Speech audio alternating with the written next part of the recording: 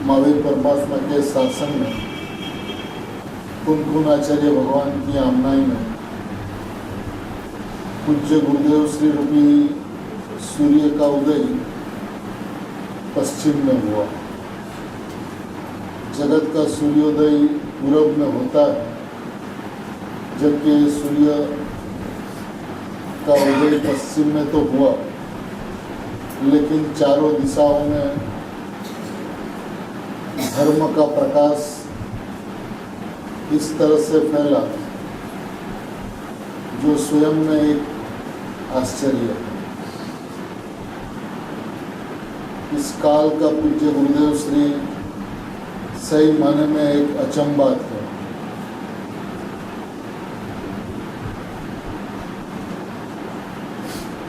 जहाँ तत्व की बात तो बहुत दूर, लेकिन पुण्य प्रवृत्तियों में ही धर्म माना जाता हो, ऐसे युग में इस पुरुष का जन्म हुआ और उन्होंने अपनी ज्ञान गर्जना के माध्यम से भरत क्षेत्र में छाया हुआ मोह रूपी अंधकार को ज्ञान गर्जना के माध्यम से पूरा का पूरा उड़ा दिया। सही में देखा जाए तो गुरुदेव श्री का उदय यानी कि महावीर परमात्मा का शासन धम धोखा चले, उसलिए पूज्य गुरुदेव श्री का उदय हुआ। और पूज्य गुरुदेव श्री ने जो कार्य किया उस संदर्भ में पूज्य गुरुदेव श्री को इस युग का द्वितीय महावीर कहा जाए तो कोई अतिशयोक्ति नहीं है।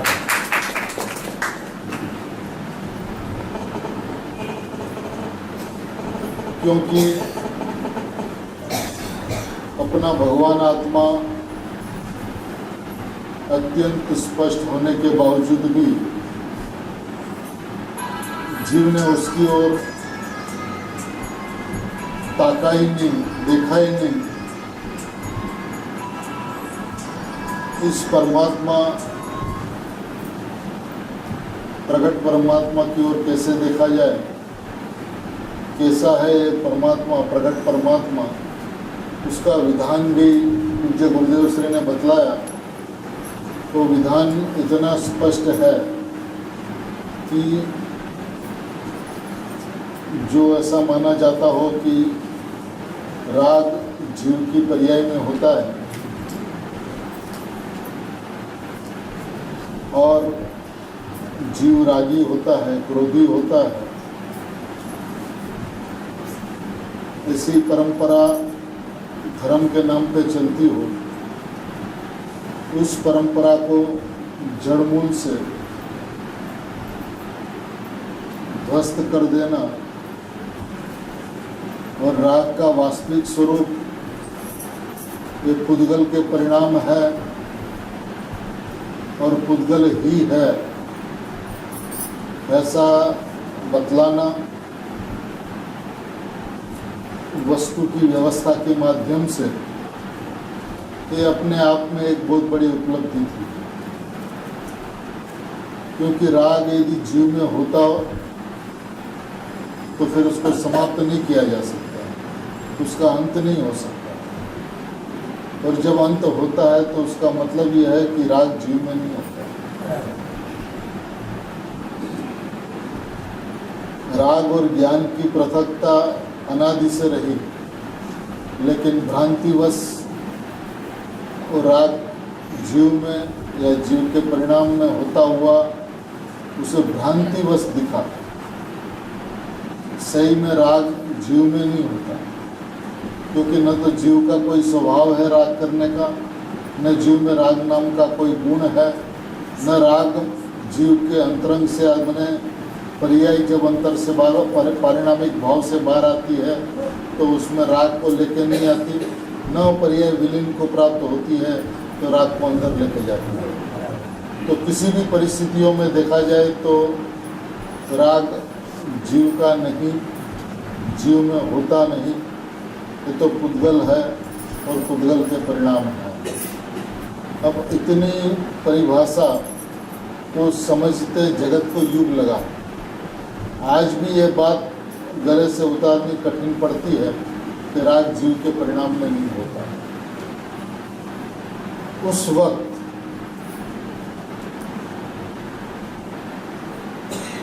परिणाम ही जीव में नहीं होता। ये बात कहने वाला ये युग पुरुष, ये अध्यात्म क्रांति के सृष्टा ने ऐसा कहा कि अंदर में जो चिदबिंब पड़ा है, ध्रुव सत्य जो वस्तु का स्वरूप है, उसमें पर्याय ही नहीं होती। जो पर्याय होती है उसका जीव द्रव्य करता भी नहीं और भोगता भी नहीं। फिर वो परिणाम बंध के हो या परिणाम मोक्ष के हो, दोनों ही परिणाम का भगवान आत्मा जो है तो दोनों ही परिणाम से शून्य है, बंध मोक्ष के परिणाम से और उनके कारण से रहित है।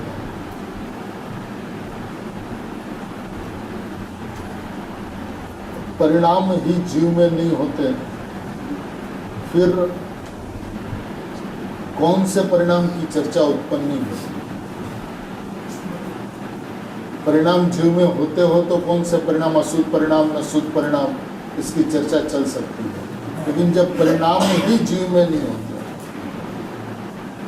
तो बंध के परिणाम के मोक्ष के परिणाम इसका प्रश्न नहीं रहता। अब परिणाम में होते हैं, परिणाम से होते हैं, परिणाम का कारण परिणाम है। ये बात समझनी और भी कठिन रही, क्योंकि प्राय ऐसा समझाया जाता हो कि पर पदार्थ के लक्ष्य से रागादि भाव उत्पन्न होते हैं और द्रव्य के लक्ष्य से सम्यक दर्शन उत्पन्न होता है। लेकिन वास्तविकता इस बात से कोसों दूर है।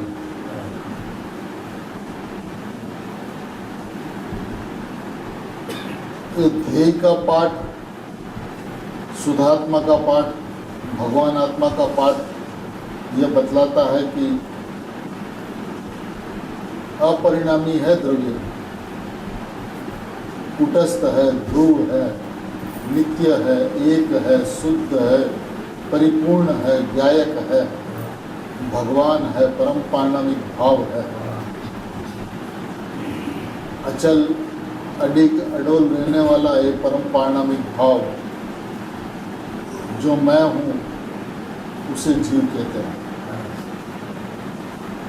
जीव की परिभाषा इतनी सी है, इसके बाहर जीव नहीं होता।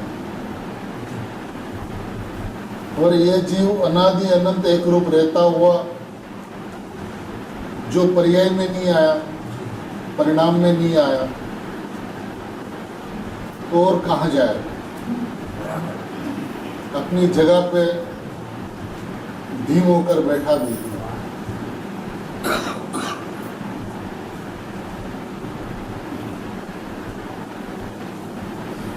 धीम पदार्थ को जीव कहते हैं, द्रव्य कहते हैं, परमात्मा कहते हैं, भगवान कहते हैं, वो मैं हूँ।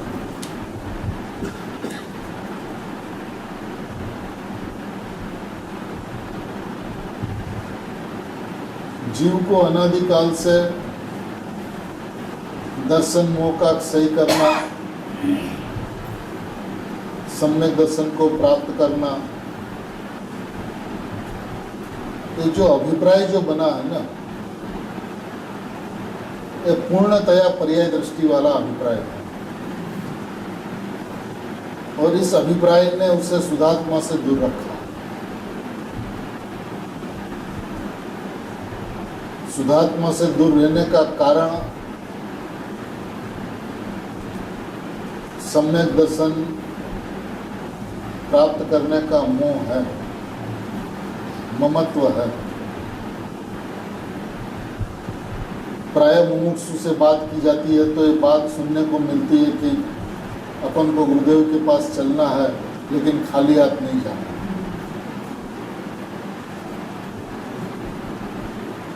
लेकिन मैं परिपूर्ण बना बनाया कृत्य भगवान हूँ, हमें तो कहीं आना ही नहीं और जाना ही नहीं। ऐसी हमारी स्वयं अनादि अनंत एक रूप जो व्यवस्था है, बस वो मैं हूँ, ऐसा अड़िग विश्वास मुझे अपने आप ही गुरुदेव के पास ले चले, जिसे मिथ्या दर्शन को टालना और सम्यक दर्शन को प्राप्त करना है। ये सारे के सारे ममत्व के परिणाम हैं, और इस ममत्व के परिणाम को भगवान आत्मा जवाब नहीं देता कि आपको कुछ चाहिए ना। कुछ चाहिए का मतलब ये होता है कि आप परिपूर्ण नहीं हो, आप में अपूर्णता है, और कुछ पाने से पूर्णता होगी।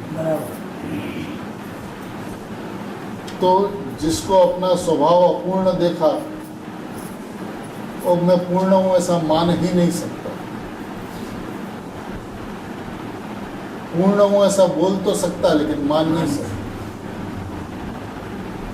जिसे सम्यक दर्शन चाहिए, उसने अपने आप को अपूर्ण माना, और इस अपूर्णता का मानना, इस अपूर्णता का अभिप्राय ही संसार का मूल है। मैंने फिर चाह सम्यक दर्शन की हो या मोक्ष, सम्यक दर्शन की चाहना हो या मोक्ष की चाहना, लेकिन फल संसार बना है।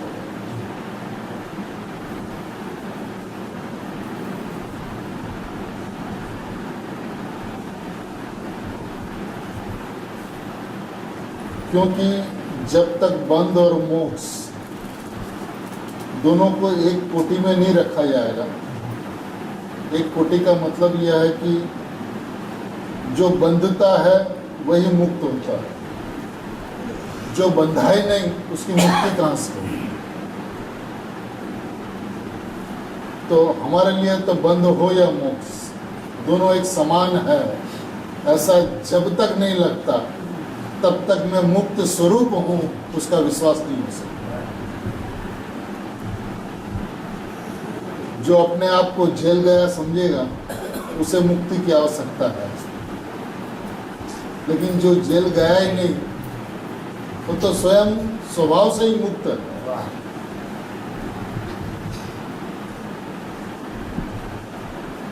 ये मुक्त होने की चाहना, कामना मिथ्यात्व का मूल है। चाहे किसी भी प्रकार की हो, चाहे बंध से मुक्त होने की या सिद्ध दशा प्राप्त करने की, इच्छा तो इच्छा ही होती है।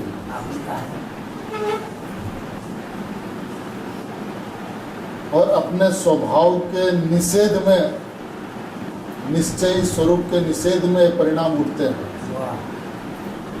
उसके बिना परिणाम संभवित नहीं।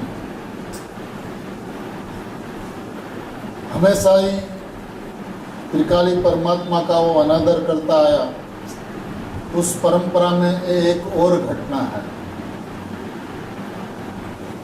दर्शन को पाकर,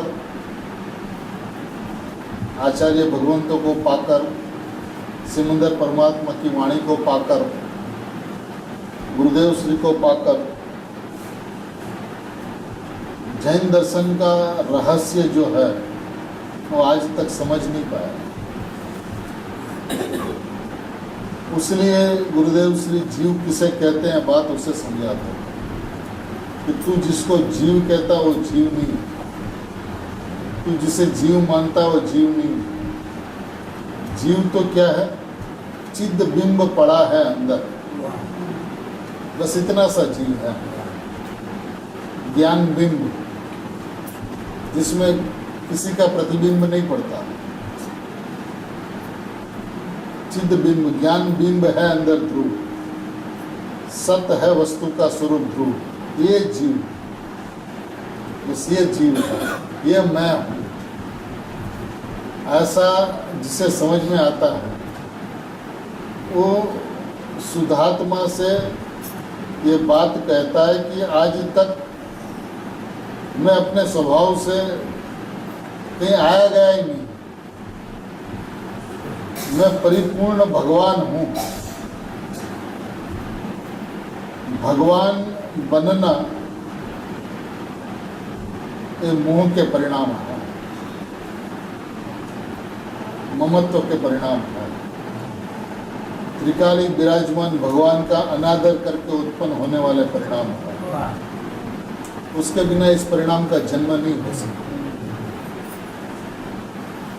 एक जिनेंद्र भगवान पंच कल्याण किए हो और प्रतिष्ठित हो, तो प्रतिष्ठित भगवान की प्रतिष्ठा नहीं हो सकती। और अपना भगवान आत्मा प्रतिष्ठित है त्रिकाल, और उसकी अनुभूति करनी है, मोक्ष जाना है, एक प्रतिष्ठित भगवान का अभिनय है। क्योंकि जो सदाई स्वभाव से ध्रुव है, परिपूर्ण है, गायक है, भगवान है, बना बनाया है, कृत्य कृत्य है, फिर भगवान बनना है तो प्रतिष्ठित भगवान का अनादर के फल रूप भाव है। उसलिए आज तक भगवान आत्मा नहीं दिखा, नहीं समझ में आया, नहीं अनुभूति में आया। उसका कारण उसने सदा ही ध्रुव आत्मा का अनादर किया, अभिनय किया, उसका घात किया, उसकी हिंसा की।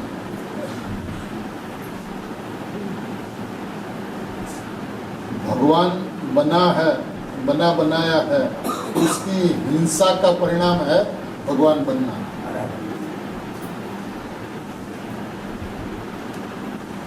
ऐसा यदि उसे लगे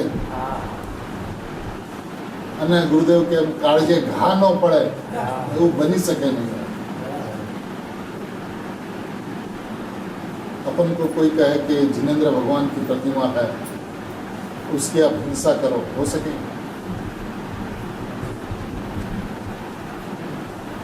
लेकिन अपने त्रिकाली भगवान की हिंसा करने में एक समय भी उसे नहीं लगा।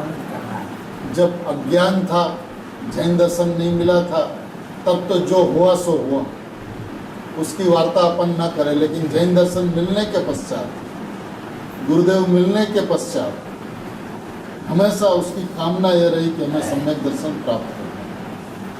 तो ये सम्यक दर्शन का व्यामोह है, तो सम्यक दर्शन का ममत्व है, और जो ममत्व का परिणाम मिथ्यात्व है। मंजू बहन कह रहे थे कि बाबूजी ये कहते हैं कि सम्यक दर्शन चाहिए, ये मोह के परिणाम है, मिथ्यात्व है। मोक्ष का मोह भी मोह है। तो ये परिणाम शुद्धात्मा की विराधना करते हुए उत्पन्न होते हैं। अपन शुद्धात्मा की बात करते हैं, लेकिन मैं शुद्धात्मा हूं ऐसा मानते नहीं, और अभिप्राय ऐसा होने की वजह से दर्शन देता हुआ भगवान बैठे रहने पर भी उनके दर्शन नहीं होता।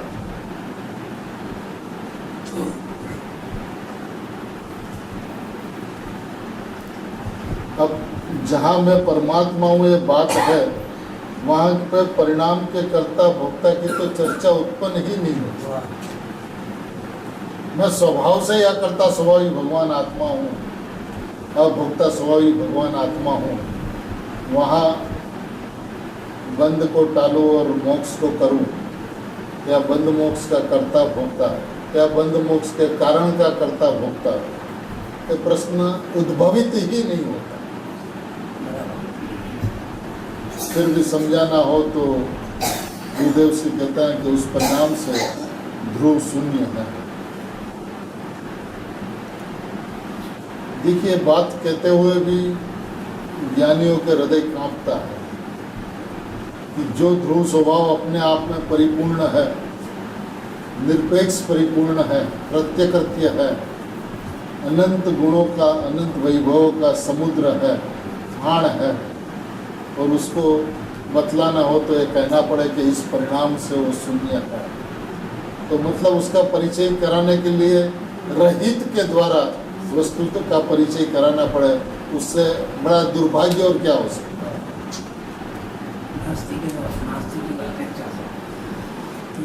किसी किसी की नास्तिक की अपेक्षा किसी की अस्थि प्रमाणित नहीं की जा सकती। नास्तिक के माध्यम से अस्थि, ठीक है, नास्तिक भी एक धर्म है, लेकिन वास्तविकता देखा जाए तो जब तक नास्तिक की बात चलती है अस्थि का जोर नहीं आता, अस्थि की मस्ती नहीं चलती, और अस्थि की यदि मस्ती नहीं चले तो ये परमात्मा का, त्रिकाल ध्रुवात्मा का जो स्वभाव है उसकी गरिमा और उसकी महिमा नहीं है। समझने से पहले तो नास्तिक से मेरे सामने, ठीक है ना, कितने वर्ष समझने में लगेंगे, ये भी तो एक बहुत बड़ा प्रश्न है। 45 साल गुरुदेव श्री का उपदेश, और आज गुरुदेव को गए 34 साल और जुड़ गए उसमें, 45 और 34 79 साल, 80 साल में 1 साल बाकी। वर्षों से बात अपन सुनते आ रहे हैं, लेकिन बंध मोक्ष के परिणाम से हम शून्य है या बंध मोक्ष के कारण से हम शून्य है, ये बात की वार्ता आज तक समाप्त नहीं हुई। क्यों नहीं हुई? क्योंकि मैं ध्रुव हूँ और ध्रुव सो जीव, ये बात ही आज तक बैठी नहीं। इसलिए ज्ञानियों को इसी बात को बारंबार दोहराना पड़ता है कि जब तक ज्ञान सो आत्मा ऐसा बैठा हुआ है तब तक जीव समझ में ही नहीं आया। राग जीव में होता है इसकी तो चर्चा ही नहीं, आप भूल जाओ बिल्कुल इसको। लेकिन ज्ञान सो आत्मा, ये भी आत्मा की बाउंड्री से बाहर है।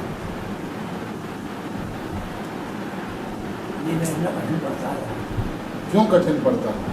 क्योंकि वस्तु को भेद से समझाया गया, उस भेद को ही वस्तु मान ली।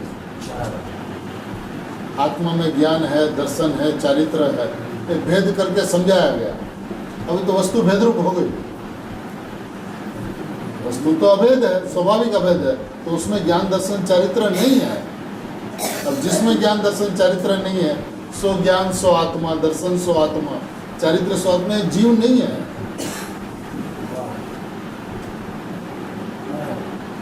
भेद चाहे गुण भेद ही क्यों ना हो, चाहे गुण गुणी का भेद ही क्यों ना हो, ये तो पर्याय है बिल्कुल।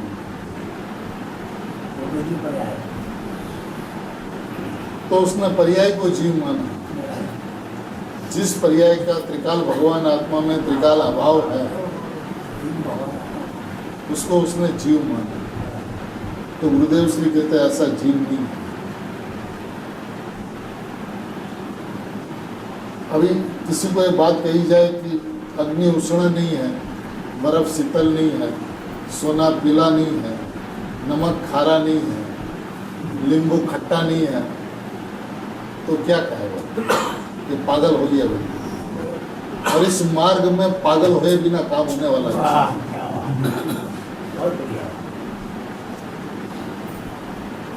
क्योंकि ध्रुव की धुन ना लगे।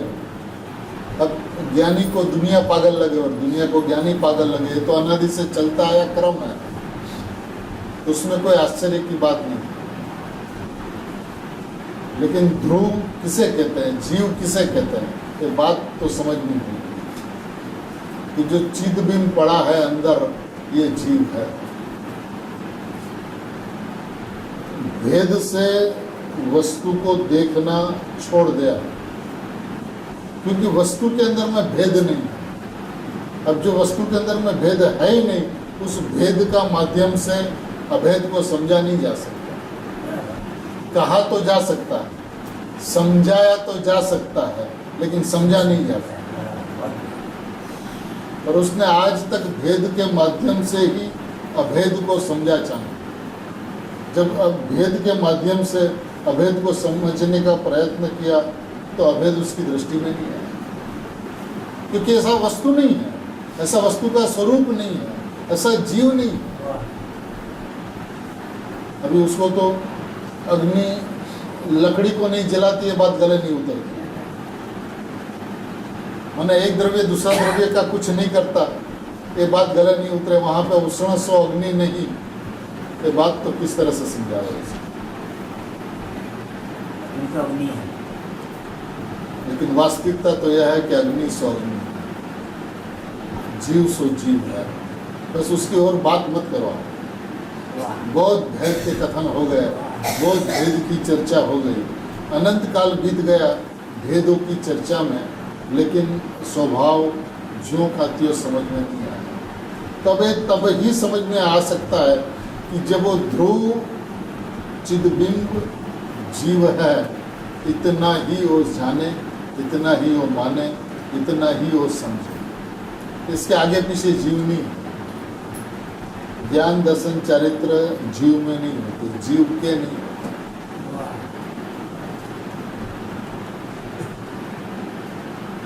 ये वस्तु की अद्भुत महिमा है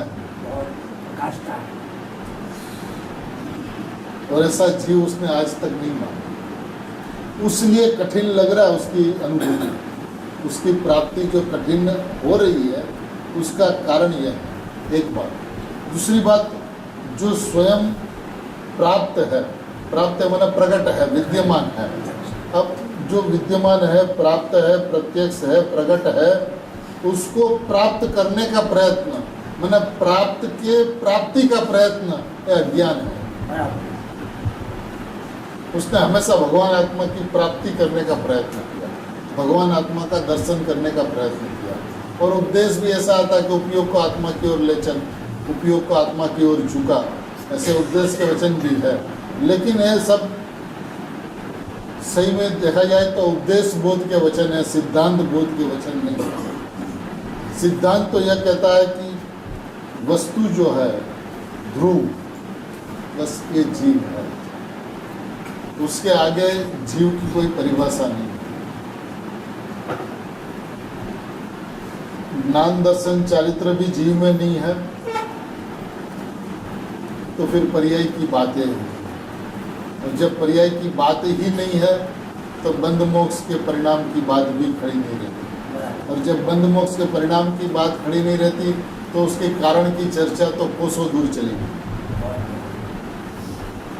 अब जो परिणाम जीव में है ही नहीं, उस परिणाम में होने वाली अवस्था, उस परिणाम में होने वाली व्यवस्था, उस परिणाम का होने वाला अपना होनहार, उस परिणाम में होने वाली योग्यता रूप परिणमन, उसका कारण भगवान आत्मा कहना है। भगवान आत्मा के ऊपर और एक आरोप है, एक कलंक है कि उस परिणाम की स्वतंत्रता का नाश करे, तब अपन ये कह सकते हैं कि उसका कारण भगवान आत्मा।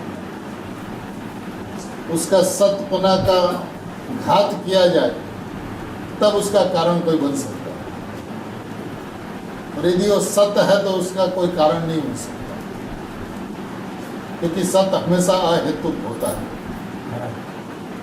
और परिणाम को एक समय का सत्य का है और उसका कारण भगवान आत्मा का लक्ष्य का है, तो ये भगवान आत्मा का भी अनादर है और परिणाम की एक समय की सत्य की व्यवस्था का भी अनादर है। तब ये बात आती है। भेद से ऊपर जाकर के मैं ध्रुव हूँ, अखंड हूँ, शुद्ध हूँ, ऐसा कुछ विकल्प चल रहा है, वो भी जीव नहीं है ध्रुव। क्योंकि विकल्प में जीव कहाँ आता हो, तो इंद्रिय ज्ञान है। जो विकल्प है वो तो इंद्रिय ज्ञान है, मनाश्रित परिणाम है, और मनाश्रित परिणाम आत्मा के नहीं होते, जड़ के होते हैं। अनुभव होने से पहले तो ऐसे ही परिणाम आता नहीं। मैं तो अनुभव की मूर्ति हूँ ना, मैं किस अनुभव की चर्चा करूँ? देखिए, अपना शुद्धात्मा को देखने का जो दृष्टिकोण है वो पलटना होगा, और ये पलटा जड़मूल से जाता है, ऊपर ऊपर से ये बात पलटने वाली नहीं, अभिप्राय पलटने वाला नहीं। क्योंकि जब तक ध्रुव की बात उग्रता से, ऊर्ध्वता से, अंतरंग से नहीं आती, तब तक उंडे उंडे कुछ करने का अभिप्राय अनुभव के पहले ऐसा होता तो है ना, फिर उस परिणाम टलता है और फिर दर्शन मोह क्षीण होता है और फिर आत्मा की अनुभूति होती है। घूम फिर के बाद अनुभूति पर आकर खड़ी है। तो ये सही में अनुभूति का व्यामोह है, अनुभूति का ममत्व है जो भगवान आत्मा से उसे दूर रखता है।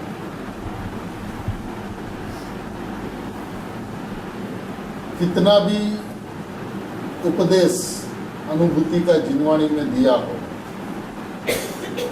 लेकिन इस बात पे आए बिना, उसकी महिमा आए बिना, मैं 100% वर्तमान में परिपूर्ण ज्ञायक तत्व हूँ, ऐसा विश्वास आए बिना जैन दर्शन में कदम नहीं पड़ सकता। तब तक वो जैन शासन से बाहर है।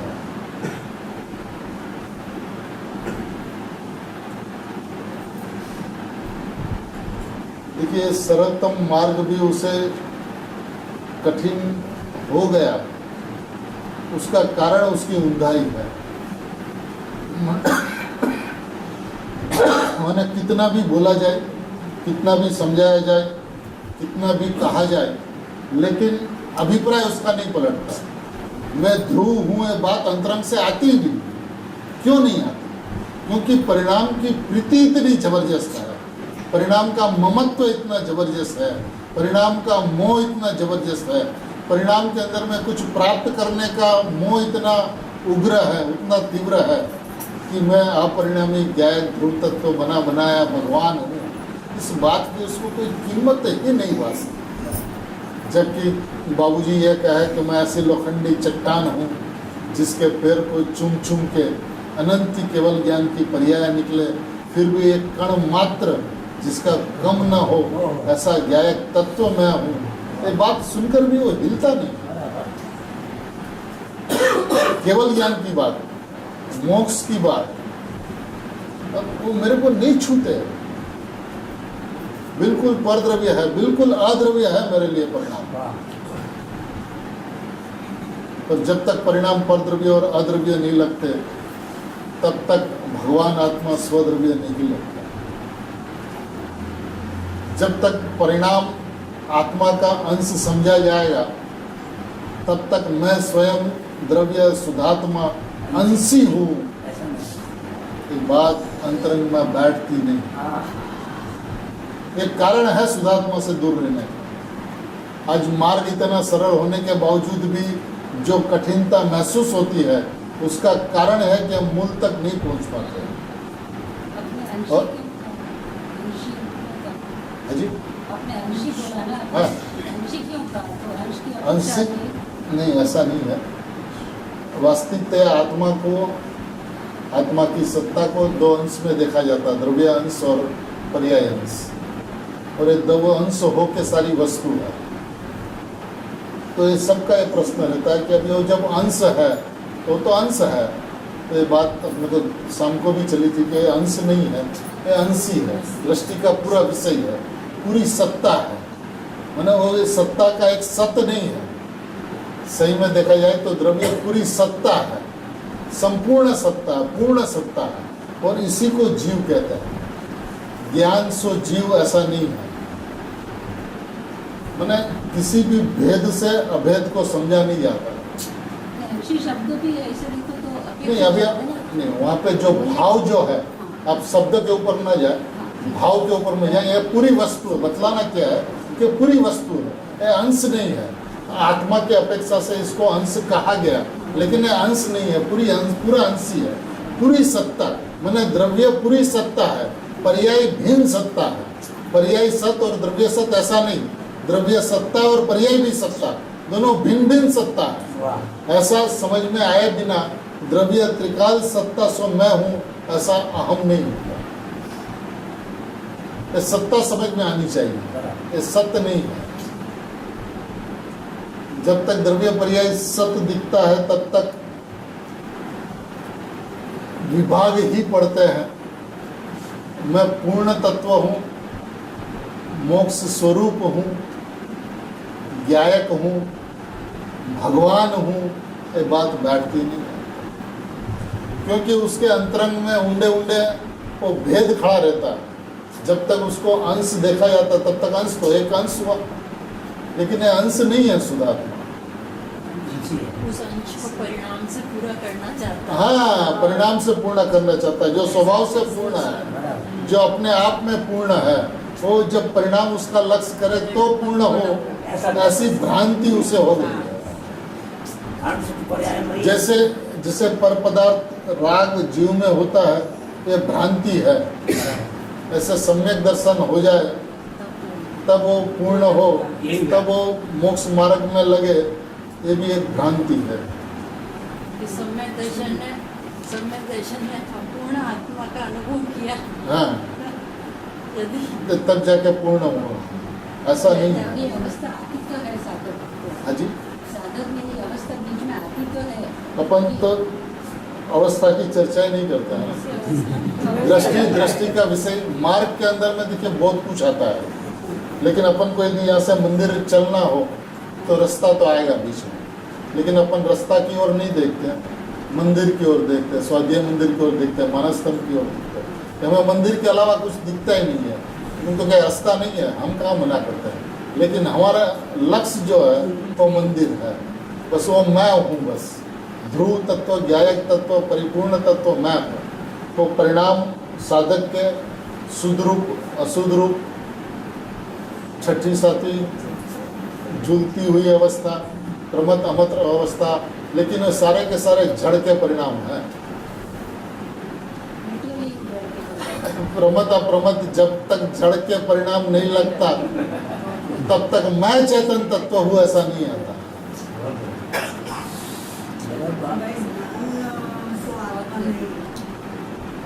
ज्ञान का उपयोग हमेशा चालू रहता है, तो अंशी को उपयोग में लाना, जब ज्ञान की क्रिया सतत चालू रहती है तो अंशी को लाने के लिए ज्ञान का ही प्रयोग करना पड़ता है। वो भेद अभेद में कैसे आगे बढ़े हैं उसमें बहुत अच्छी बात है। ये प्रश्न सभी जीवों के साथ में हमेशा बना रहा, क्योंकि उपदेश के अंदर में ये बात आती है कि उपयोग को, ज्ञान उपयोग को, उत्पन्न होता हुआ ज्ञान उपयोग में ज्ञायक जानने में आता है, तो उस उपयोग को आत्मा की ओर ले चल, उस उपयोग को आत्मा की ओर झुका, ज्ञान के अंदर में ज्ञायक को पकड़। और ज्ञानियों का भी वचन ऐसा आवे कि भगवान आत्मा अतीन्द्रिय ज्ञान में पकड़ में आने वाली चीज़ है। तो ये सारे उपदेश के वचन है। ये जो अवस्था की जो व्यवस्था बनती है वो किस तरह से बनती है, उस परिणाम की चर्चा है कि परिणाम के अंदर में ज्ञायक जब पकड़ में आता है, लक्ष्य जब ज्ञायक का होता है तब अनुभूति होती है। तो उसको ऐसा कहता है कि तो उपयोग के अंदर में ज्ञायक को पकड़, लेकिन ज्ञायक को पकड़ने का एक विधान नहीं है। विधान तो यह है कि मैं परिपूर्ण ज्ञायक तत्व हूँ, ऐसा विश्वास होने पर उपयोग अपने आप स्वभाव की ओर झुकता हुआ उत्पन्न होता है, ज्ञायक की अनुभूति करता हुआ परिणमित हो जाता है। ज्ञायक को पकड़ा नहीं जाता। ऐसे वचन है उपदेश के कि तू ज्ञान के अंदर में ज्ञायक को पकड़, ज्ञान उपयोग को ज्ञायक की तरफ झुका, और ज्ञायक की तरफ झुकाने से आत्मा की अनुभूति होगी। अतीन्द्रिय ज्ञान में ज्ञायक पकड़ में आता है तो तू अतीन्द्रिय ज्ञान में इंद्रिय ज्ञान का व्यापार को बंद करके अतीन्द्रिय ज्ञान के अंदर में ज्ञायक को पकड़, तो वो कहता है कि अतीन्द्रिय ज्ञान तो हमारे पास है ही नहीं, हम पकड़े कैसे। तो उसको ये भी कहा जाता है कि प्रति समय एक सामान्य उपयोग उत्पन्न होता है, जिस सामान्य उपयोग के अंदर में भगवान आत्मा तुझे आबाल गोपाल सभी को सदाकाल अनुभूति में आ रहा है, उस उपयोग तेरे पास में प्रकट है, उस उपयोग के माध्यम से तू ज्ञायक को पकड़। ये सारे के सारे उपदेश के वचन उपयोग की भूमिका में खड़े रहकर, पर्याय के पक्ष में खड़े रहकर शुद्धात्मा के तरफ परिणाम किस तरह से झुकते हैं इसकी व्यवस्था बतलाई गई है। लेकिन वास्तविकता ये व्यवस्था झुकती कैसे है उसकी बात यदि अपन करें तो मैं परमात्मा तत्व हूँ, ज्ञायक तत्व हूँ, ध्रुव तत्व हूँ, बना बनाया भगवान हूँ, कृत्य हूँ, परिणाम का बंध मोक्ष का कर्ता भोक्ता नहीं हूँ, यानी कि अकर्ता अभोक्ता अवेदक अकारण परमात्मा हूँ। ऐसे विश्वास में, ऐसे श्रद्धा में, ऐसी मान्यता के अंदर में, ऐसे अभिप्राय के अंदर में परिणाम अपने आप ही स्वभाव की ओर झुक जाते हैं और आत्मा की अनुभूति करते हुए परिणमित हो जाते हैं। ये इनकी सहज में होने वाली व्यवस्था है। और अनादि अनंत किसी को भी आत्मा की अनुभूति होती है तो इसी विधान से होती है और किसी भी तरह के विधान से नहीं होती, क्योंकि परिणाम को आत्मा के ओर झुकाने का उपदेश और एक झुकाने का करे प्रयत्न, तो ये परिणाम की अनंती कर्ता बुद्धि कहलाती है जो मिथ्यात्व को प्रबल करती है। क्योंकि अनादिकाल से बाहर की कर्ता बुद्धि रही, अब अंतरंग में आया, प्रमाण में आया तो पर्याय की कर्ता बुद्धि रही, तो परिस्थिति तो एक ही बनी रही, कुछ अंतर नहीं पड़ा। इधर में शरीर का कर्ता तो उधर में परिणाम का कर्ता। अब शरीर का कर्ता तो हो ही नहीं सकता, जब शरीर का कर्ता अपने आप को मानता था तब भी परिणाम का कर्ता था। और जैन दर्शन मिला, जिनेंद्र भगवान का मार्ग मिला, जिनवाणी मिला, गुरुदेव मिली, फिर भी वो परिणाम को आत्मा की ओर झुकाने का प्रयत्न करे तो यहाँ पे भी वो परिणाम का कर्ता ही बना रहा, तो उसमें अज्ञान चालू रहता है। कि अज्ञान का नाश कैसे हो, यदि इसकी अपन चर्चा करें तो शुद्धात्म तत्व मैं हूँ। और कैसा है शुद्धात्म तत्व? तो कि जो वस्तु का स्वरूप ध्रुव है, जो चिदबिंब अंदर पड़ा है, बस ये जीव है। ज्ञान सो आत्मा, वो आत्मा नहीं है। दर्शन सो आत्मा नहीं है। चारित्र सो आत्मा नहीं है। ये भेद है, और भेद माने पर्याय, चाहे गुण गुणी के भेद हो, चाहे गुण भेद की बात हो, तो उसका मतलब ही होता पर्याय। तो अब पर्याय सो द्रव्य ऐसा कहना वो इतना ही दूषित है जितना पर पदार्थ को जीव मानना। मैंने इसके अंदर में पर्याय दृष्टि बनी रहती है, पर्याय दृष्टि समाप्त नहीं होती। जबकि जैन दर्शन यह कहता है कि द्रव्य दृष्टि से सम्यक दृष्टि। तो द्रव्य दृष्टि क्या है? कि जिसके अंदर में मात्र द्रव्य बसे, मात्र शुद्धात्मा बसे, मात्र भगवान आत्मा बसे, और मैं भगवान हूँ ऐसा अभिप्राय, ऐसी मान्यता, ऐसा विश्वास, उसी का नाम द्रव्य दृष्टि है। और ऐसी द्रव्य दृष्टि होने से आज नहीं तो कल सम्यक दर्शन अपने आप मुफ्त में, बिना कुछ प्रयत्न के, बिना कुछ एफर्ट्स के, अपने आप सम्यक दर्शन उत्पन्न होता है। सम्यक दर्शन के लिए कोई प्रयत्न करे और सम्यक दर्शन हो जाए, ऐसी व्यवस्था नहीं है। क्योंकि सम्यक दर्शन यानी कि मोक्ष मार्ग और मोक्ष ये फल के परिणाम है, और फल हमेशा मुफ्त में मिलते हैं।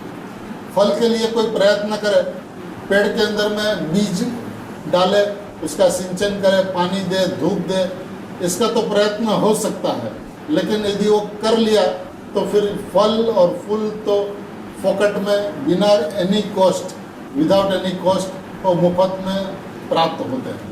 ये मोक्ष मार्ग और मोक्ष फल है, और ये फल बिना एफर्ट्स अपने आप ही प्राप्त होते हैं। माने धर्म के परिणाम मुफ्त में प्राप्त होते हैं, और उसने आज तक इस धर्म के परिणाम को प्राप्त करने का एफर्ट्स किया, उसलिए धर्म उसके नज़दीक नहीं आया और वो अधर्म रूप परिणमता रहा। इंद्रिय ज्ञान का व्यापार, विकल्पों का व्यापार आज तक उसके साथ चलता रहा, और अब में रागी, द्वेषी, क्रोधी ऐसा अपने आप को भ्रमित होता हुआ, ऐसा मानता हुआ संसार के अंदर में रुलता रहा। अभी इसका छूटने का एकमात्र उपाय श्रीमद जी कहते हैं ना, मोक्ष मार्ग तो निश्चित है, पर मोक्ष मार्ग ने प्राप्त करवानी विधि पर निश्चित है। मोक्ष मार्ग केवी રીતે નિશ્ચિત છે? કે દર્શન જ્ઞાન ચારિત્રાણી મોક્ષ માર્ગ, તો આ મોક્ષ માર્ગ નિશ્ચિત છે, એને પ્રાપ્ત કરવાની વિધિ પણ નિશ્ચિત છે। એ વિધિ શું છે? તો કે આ ચિદબિંબ ધ્રુવ અંદર में जो पड़ा है ये जीव, ये मैं, ये हूँ, જે ભગવાન આત્મા છે, શુદ્ધાત્મા છે, પરિપૂર્ણ તત્વ જે છે, બનો બનાવેલો ભગવાન છે, એ હું છું। એવા વિશ્વાસની અંદરમાં, એવા અભિપ્રાયની અંદરમાં, એવી માન્યતાની અંદરમાં પરિણામ આપોઆપ, ઉપયોગ, જ્ઞાન ઉપયોગ આપોઆપ સ્વભાવની તરફ વળતા ઉત્પન્ન થાય છે। કારણ કે ઉપયોગનું આયુષ્ય જ એટલું નથી કે તમે એને વાળી શકો, એક સમયનું એનું આયુષ્ય છે। હવે અત્યારે આપણને બુદ્ધિની અંદરમાં મનની અંદરમાં જે ઉપયોગ પકડાય છે ને એ અસંખ્ય સમય પહેલાનો ઉપયોગ છે. વર્તમાન ઉપયોગ પકડમાં નથી આવતો. એ એટલો સૂક્ષ્મ છે કે જે પકડમાં આવે છે એ અસંખ્ય સમય પહેલાનો ઉપયોગ. એટલે એ તો ભૂતકાળ થઈ ચૂક્યો છે, એમાં કાંઈ થઈ શકતું નથી. ભાવિનો ઉપયોગ પ્રગટ નથી થયો. વર્તમાન ઉપયોગ પકડમાં નથી આવતો. क्या उपयोग नहीं वाल से मैं उपयोगवान हूं इस विश्वास के अंदर में, इस अभिप्राय के अंदर में उपयोग अपने आप स्वभाव की ओर झुकता हुआ उत्पन्न हो जाता है. इसलिए ये बात कही जाती है कि सम्यक दर्शन जिसको भी होता है वो अकस्मात से होता है, एक्सीडेंट से होता है, प्रयत्न से नहीं होता, मेहनत करने से नहीं होता. और आज तक उसने सम्यक दर्शन के लिए मेहनत की तो उसका मतलब उसे सम्यक दर्शन का मोह है. और सम्यक दर्शन का मोह ये मिथ्या है. सहज साध्य कह सकते हैं. सहज साध्य है, यंत्र साध्य नहीं है. सहज साध्य है. सहज साध्य स्वभाव के जोर में, त्रिकाली के जोर में, भगवान आत्मा के जोर में ये सहज में उत्पन्न होने वाले परिणाम है. जो सहज में उत्पन्न होता हो उसको उत्पन्न किया नहीं जा सकता, क्योंकि वो पर्याय की भी अपनी सत व्यवस्था है. આપણે એ કહીએ છીએ ને કે જે બનનાર છે તે ફરનાર નથી ને ફરનાર છે તે બનનાર નથી. તો જે સમયે જે પરિણામ થવાના છે એ નિશ્ચિત છે. તો એ પરિણામને ફેરવે કોણ? એ પરિણામને આગળ લાવે કોણ? એ પરિણામને પાછળ કરે કોણ? તો એ પરિણામ તો જે સમયે જે થવાના છે તે જ થાય છે. એવો વિશ્વાસ રાખી, એટલે કે ક્રમબદ્ધના સિદ્ધાંતનો વિશ્વાસ રાખી, હું પરમાત્મા છું એવો વિશ્વાસ કરે તો એના ક્રમબદ્ધની અંદરમાં पर्याय आत्माना अनुभव करता उत्पन्न થઈ જાય એવી ક્રમબદ્ધની સ્વયં સંચાલિત વ્યવસ્થા છે. पुरुषार्थ तो साथ में है. हाँ जी, पुरुषार्थ माने क्या? गुरुदेव श्री ये बात हमेशा कहा करते थे कि जब गुरुदेव श्री को जब जब ये प्रश्न पूछा जाता था ऐसा पुरुषार्थ करना कि नहीं करना, तो गुरुदेव श्री ये कहते थे कि पुरुषार्थ की परिभाषा क्या? तो कि कुछ नहीं करना उसका नाम पुरुषार्थ, करना उसका नाम अनंत कर्तृत्व. यानी मैं परमात्मा हूं ऐसा विश्वास, उसी का नाम पुरुषार्थ है. एक बात और, ऐसे पूरे वस्तु की अपेक्षा से देखा जाए तो कि द्रव्य का जैसा स्वभाव है और पर्याय का जैसा स्वभाव है वैसा जानना और मानना उसका नाम पुरुषार्थ है. कि वस्तु अपने स्वभाव की मर्यादा से बाहर नहीं जाता. पर्याय यदि क्रमबद्ध है तो क्रमबद्ध की मर्यादा से बाहर नहीं जाता. द्रव्य त्रिकाल अपरिणामी है तो कभी परिणामी नहीं हो सकता. तो ऐसे स्वभाव की व्यवस्था को समझे तो इसी के अंदर में पुरुषार्थ है. और उसके अंदर में समझकर मैं कौन, एक समय में होने वाली उत्पादने वाली पर्याय वो मैं हूँ, मैं त्रिकाली परमात्मा मैं हूँ. यदि त्रिकाली परमात्मा मैं हूँ यदि ऐसा वो कहता है तो उनकी विश्वास, उनकी मान्यता, उनकी समझ, उनका श्रद्धान सही में 100% मैं परमात्मा हूँ ऐसा विश्वास होना ही चाहिए. और उस विश्वास के अंदर में सम्यक दर्शन न हो तो 14 ब्रह्मांड को शून्य होना पड़े, ऐसी विश्व की व्यवस्था है. भाई बीज बोता है. हाँ जी, बीज बोता है हाँ. तो वो फल की अपेक्षा से बोता है ना. यदि फल की अपेक्षा से बीज बोना माने क्या? द्रव्य स्वभाव और पर्याय स्वभाव को उनके स्वभाव से समझना ये इसका बीज है. स्वभाव को स्वभाव से नहीं समझना, स्वभाव को सापेक्षता से समझना, निरपेक्षता से नहीं समझना, तो उसके अंदर में वो फल बीज जो है वो कभी फलवित नहीं होता. और जब ये स्वभाव से समझता है तब जब अहम करता है तब फिर वो न बीज की ओर देखता है न फल की ओर देखता है. मैं क्या हूँ? तो कि मैं परिपूर्ण ज्ञायक तत्व हूँ. इतना ही विश्वास, इतना ही श्रद्धा वो फल को अपने आप देता है. वो बात तो इसलिए की जाती है कि आप बीज के लिए मेहनत तो हो सकती है, माने वस्तु की व्यवस्था को समझने में तो मेहनत हो सकती है. ज्ञान सो आत्मा ये ध्रुव नहीं है, ये बात समझने के अंदर में मेहनत है. क्योंकि आज तक ज्ञान सो आत्मा, दर्शन सो आत्मा, चरित्र सो आत्मा, राग सो आत्मा नहीं ऐसा सुना, ज्ञान सो आत्मा ऐसा सुना. लेकिन अभी उससे हटकर भी ज्ञान सो आत्मा नहीं, उष्ण सो अग्नि नहीं, शीतल सो बर्फ नहीं, ये बात को गले पे उतारना और इसकी मक्कमता करना और मक्कमता करके मैं परमात्मा हूँ ऐसा अभिप्राय जीवन के अंदर में प्रतिपल अंतरंग में चलता रहे. इस अभिप्राय को यदि आप मेहनत कहो, पुरुषार्थ कहो, लेकिन ये मेहनत और पुरुषार्थ जब स्वभाव से देखा जाता है, निरपेक्षता से देखा जाता है, तो उसके अंदर में फल की अपेक्षा नहीं होती। फल की अपेक्षा हो तो फल उत्पन्न नहीं होता। वहां पे तो उत्पन्न हो जाए पेड़ पे, लेकिन यहाँ पे फल उत्पन्न होने वाला नहीं। यदि फल की अपेक्षा से यदि स्वभाव की ओर देखे, स्वभाव की ओर लक्ष्य करे, तो ये उत्पन्न होने वाली व्यवस्था नहीं है, क्योंकि उसके अंदर में भी ये पर्याय दृष्टि कहलाती है। तो गुरुदेव श्री एक दृष्टांत हम बच्चे लोग को हमेशा सुनाया करते थे कि एक व्यक्ति था, पूरा जीवन झूठ बोलता था, हमेशा ही झूठ बोलने की उसकी आदत थी। फिर कोई संत पुरुष मिल गए और उसकी बात सुनी और उसने समझा कि नहीं, सच बोलना चाहिए, झूठ नहीं बोलना चाहिए। तो उसने उस संत के पास में प्रतिज्ञा ले ली कि मैं सच बोलूँगा, झूठ आज से नहीं बोलूँगा। तो अच्छी बात। फिर उसने क्या किया कि उस दिन से उसने, मैं आज से सच बोलूँगा, झूठ नहीं बोलूँगा, झूठ नहीं बोलूँगा, झूठ नहीं बोलूँगा, झूठ नहीं बोलूँगा। बोलिए वो झूठ बोल रहा है ना सच बोल रहा है? वो झूठ ही बोल रहा है, उसकी दृष्टि झूठ के ऊपर पड़ी है।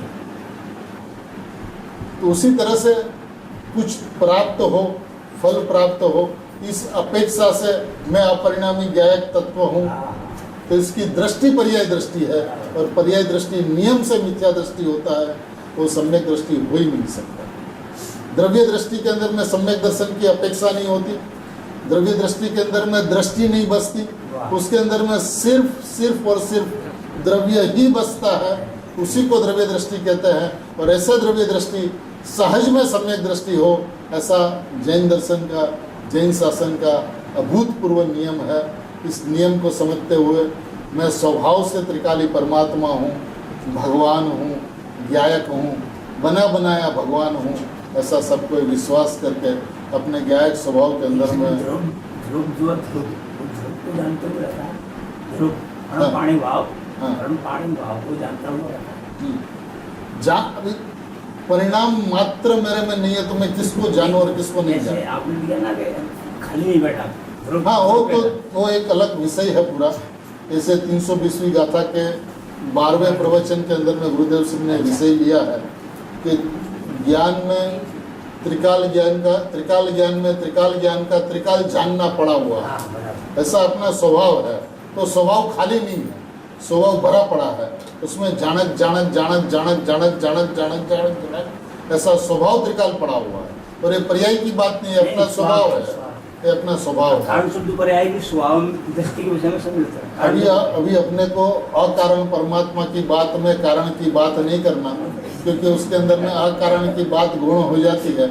कारण सिद्ध पर्याय एक पूरा एक अलग विषय है, उसकी जब चर्चा चले तब चलेगी।